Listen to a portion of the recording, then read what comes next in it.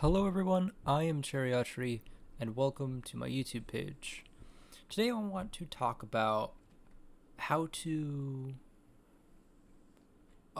hijack your depression, or at least the symptoms of depression, when you are feeling down and you want to feel better in some sort of way. This video might help people that are more into data um, and that more mathy side. But I really do think if you at least try it out, it might benefit you regardless of what type of person you are. Then I would like to follow it up on how to reduce sensory overload, because I know that's an issue alongside mental health. Um, Therefore, I would like to address how to reduce that as well.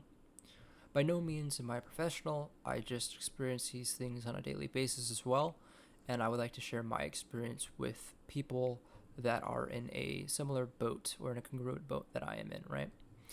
Um, First off, let's talk about the depression and how to try to overcome it.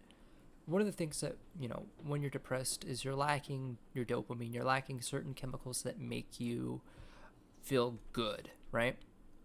So, what are some ways to make you regain that, or at least to reintroduce those chemicals back into your brain on a regular basis?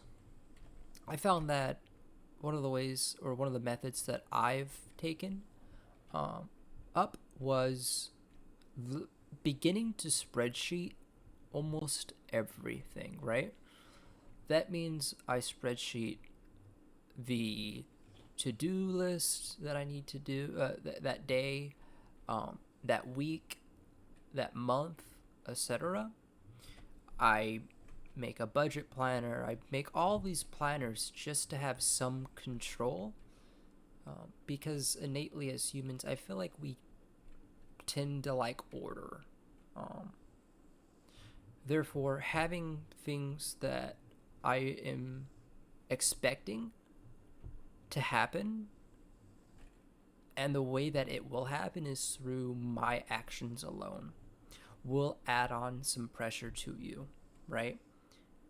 You know that if you don't accomplish this thing, you're going to feel bad, okay? Generally, we do not want to feel bad. Therefore, we have a tendency to do what we need to do as a human in order to not fall in a negative pattern.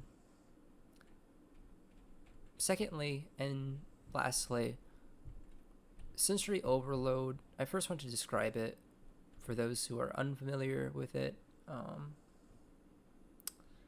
There's also a term called sensory deprivation, but there's a good Vsauce video on that if you would like to watch and learn about that. Anyway, sensory overload is basically, let's say, or for example, I have a document on my screen, and it's a very technical document. For me, I'm currently learning programming, so imagine a module uh, document, and it is all new information. I will be stressed out, and my brain will experience anxiety, and it will not function how I would like it to. It will not insert the information to my brain properly because I am distant. I am having anxiety about it.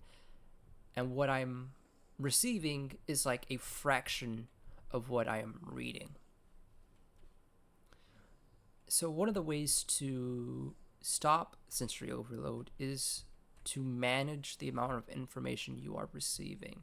So, if I look at that document and read 100% of the document, I will receive a fraction of that document's information, and probably a very small fraction, that might be a very small percentage.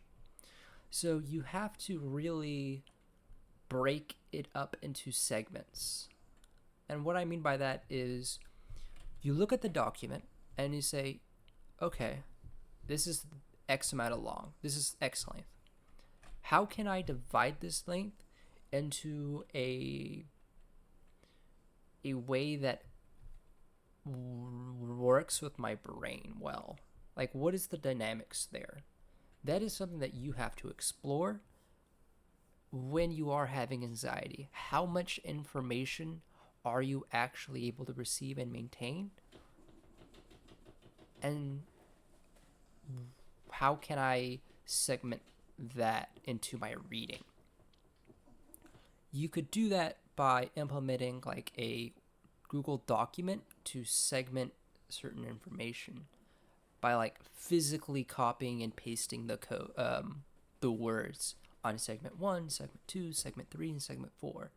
So you would have a greater ability to not be so stressed and anxiety induced and have an anxiety induced state.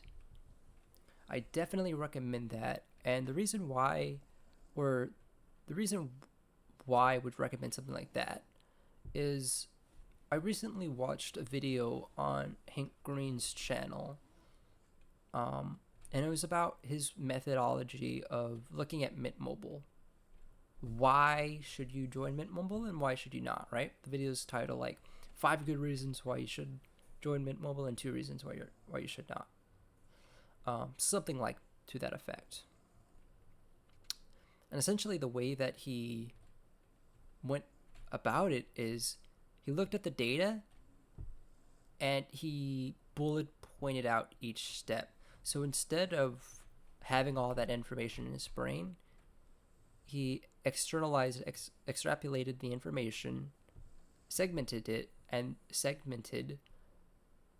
and then looked at what he segmented to grasp